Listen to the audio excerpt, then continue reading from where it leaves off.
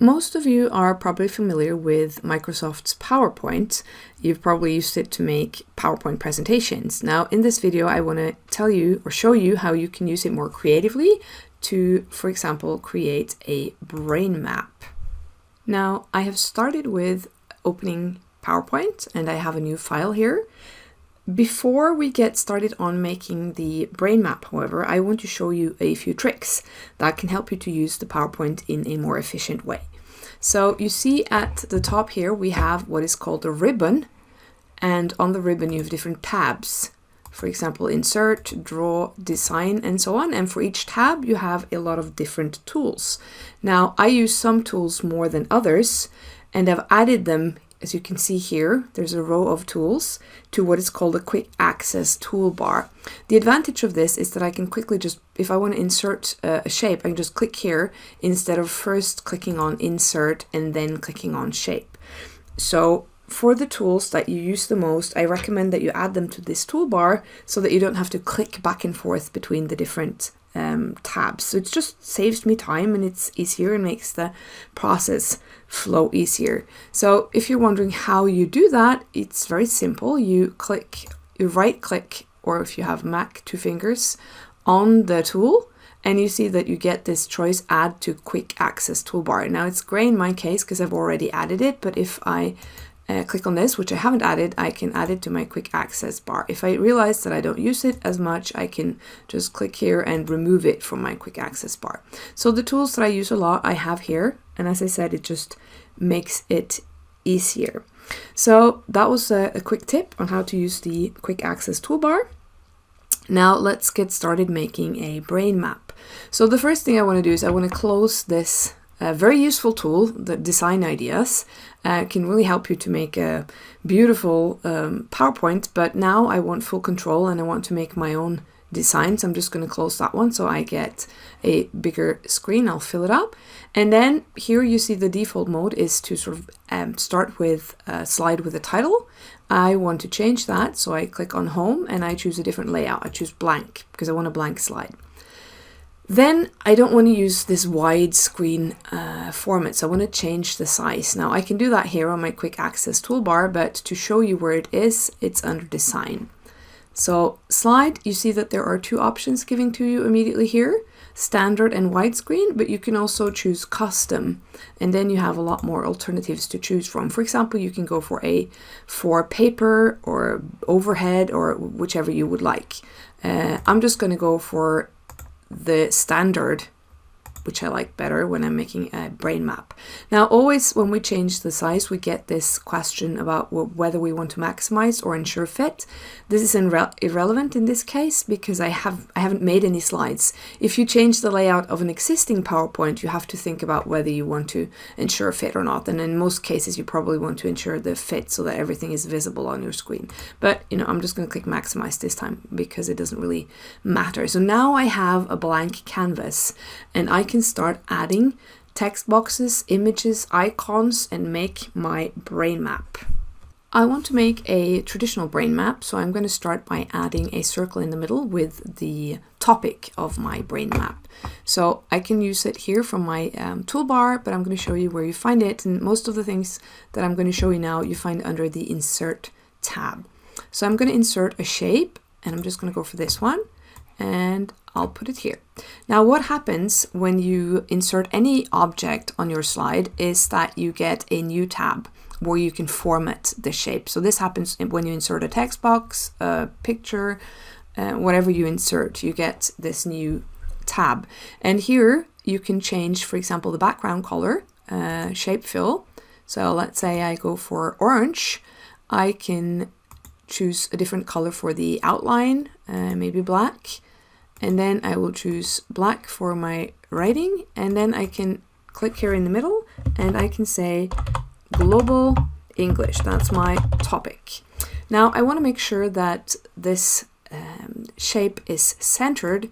So I'm just going to pull on this. You see that I get these help lines to help me get it centered. So here it's centered on my slide. If you don't see these, when you start sort of moving your objects, then you have to turn them on, so to speak. You do that under view. You want to view these guides. Now, you can click on this and you get also guides that are, but they're fixed. They're just there and you have to move like this. But I want those that will help me to tell me whether my object is centered or in alignment with other objects. So I'm just going to remove these, and it's hidden, which is really a shame. It's hidden here, grid settings. And then you have this guide settings, display smart guides when shapes are aligned. And you need to hook this one. Display smart guides when shapes are aligned. Press OK. Then you should see these red lines when you're moving your object so that it's easy to get a nice layout. So now it's centered, and I want to add maybe I want to make it a little bit smaller. I want to have as much space as possible for my other shapes and objects. So I have global English. Now I want to add another bubble with one keyword that I want to remember to talk about. So let's say that I want to add one that is colonization. Now I can do the same thing over again and add another bubble like this over here, but then you see that it's blue again. So if I want it to look like this, I have to format it one more time. So I have to do like this, and shape outline. Or even quicker, if I delete it, I can just click on this, choose copy, paste it. Now I'm using the keyboard shortcut, Control V or Command V if you use a Mac, and I'll move it over here. And then, because then I have the same background color and the same text color, and I'll say colonization. Okay, so now I have two bubbles. Now a traditional brain map, you have a line between those two bubbles. So again, I want to insert a shape. You see how much easier it is to use the quick the toolbar rather than clicking on the tabs all the time. But I'm doing it now so that you'll see where you find these. So shapes again. This time I could have used an arrow, but I'm just going to use a simple line here, and I want to insert it. Now, the minute I start to move it over this shape, you see that I get these little dots here. And the good thing, I could of course just do like this. And don't worry about them. But the point is then, if I move this, then I also have to start moving this and so on. Now, if I do this and I connect it to one of these dots that come up like this, and I also have to connect this one to that one, then these two objects are connected, or these three objects. And when I move this, the line is still there. So it gives me more flexibility. I can move these shapes however I like, and the line is still there between them. So that's very simple, and you can keep adding shapes like this and adding text to it. But I also want a picture. I want a picture of the British Empire. Let's say that I want that. So I want to insert a picture this time. So insert, and I use the picture. I could of course go online and look up a picture and then copy paste it or download it to my computer, but I have a search engine right here. So I'm just going to click on pictures and choose online pictures. And then I want to find a picture of the British Empire. And what you see, what is good about this is that you see here, you've marked for Creative Commons only. Creative Commons tells you that if a picture is registered on the license Creative Commons, it means that the person who has uploaded the image to the internet has allowed you to use it in another sort of product. So that means that if the brain map that you're making is only for your personal use, then of course you can use any image that you like. But if you want to use your brain map, if you want to upload it anywhere or make it a part of your, let's say you want to record this PowerPoint presentation and you want to upload it to YouTube or anything like that, if you want to make it public, then you have to use Creative Commons to not infringe copyright. So that's really good. I'm just gonna choose this one and insert. Now immediately it's really big, so I want to just make it a little bit smaller. And then this is annoying because it's included who has made it. So I'm just going to delete that because I'm not going to keep that, and I want to have it underneath this bubble here. So I'm just going to take this a little bit lower underneath here. Now the good thing, as you see here, now you have this tab called picture format.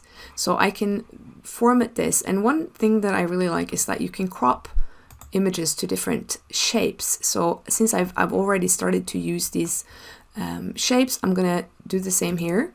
I'm gonna crop it. So now it's turned into an oval circle here, and this doesn't really work because it's white. So I wanna add a picture border. So let's say I go for black so that it's visible that it's now actually has the same shape. And again, I could very easily just add a line, insert and shapes, and add another line. And then this time go from colonization to the image. And then you also see that, you know, I can move it around like this.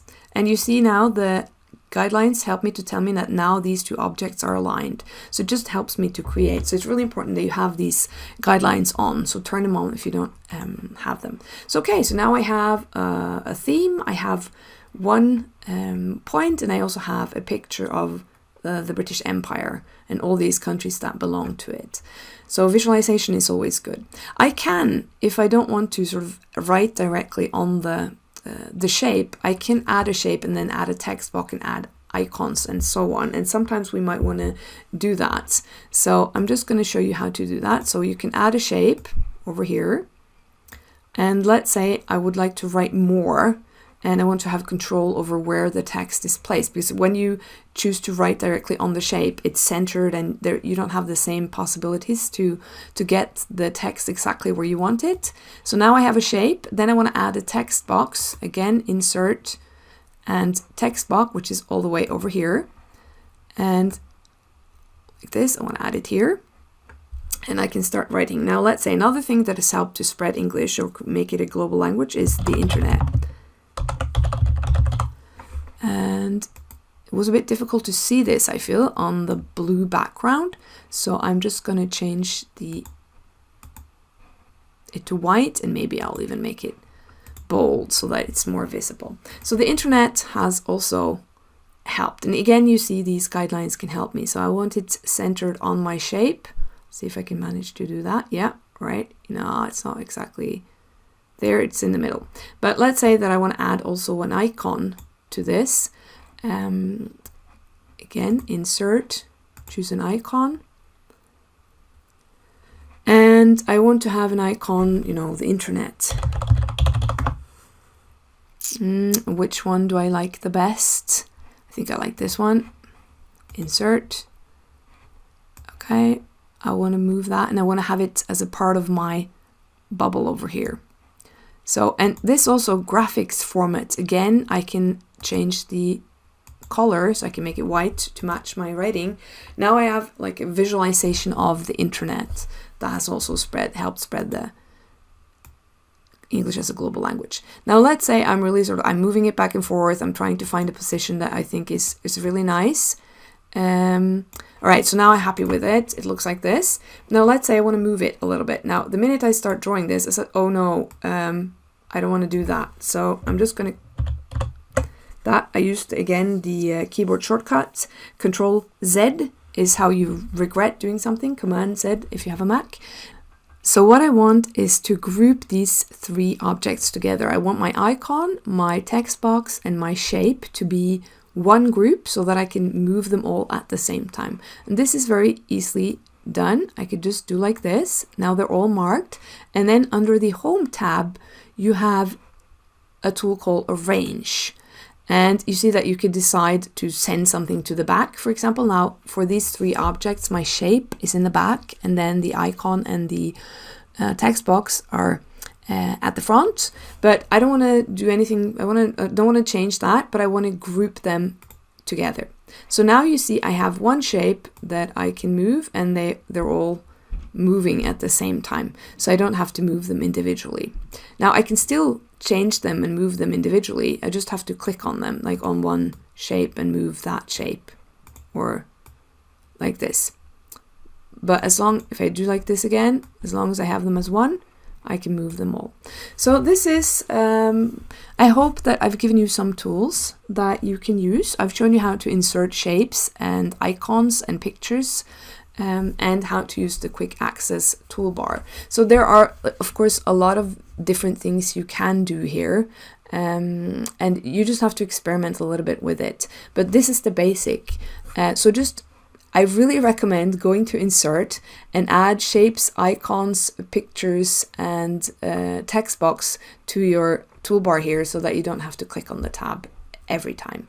And remember that for each object you insert, you get a new tab where you can do a lot of the formatting.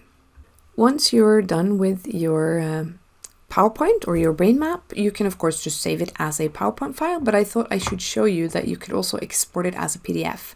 Now, how you do that is you click on File, and then you just choose Export and create PDF XPS, and you click on that, and then you give it a name, and you choose PDF, and you publish. So for this one, I'm just going to put it on my desktop because I want to delete it. So I'll just put test and PDF and publish, and then I get a PDF file like that. So now I can't no longer change or move anything. It's just a PDF file, and later if I want to make it into a JPEG, if I wanted to share it as an image, I can use an online converter to do that very easily. So I hope that this was useful and that you will start making your brain map.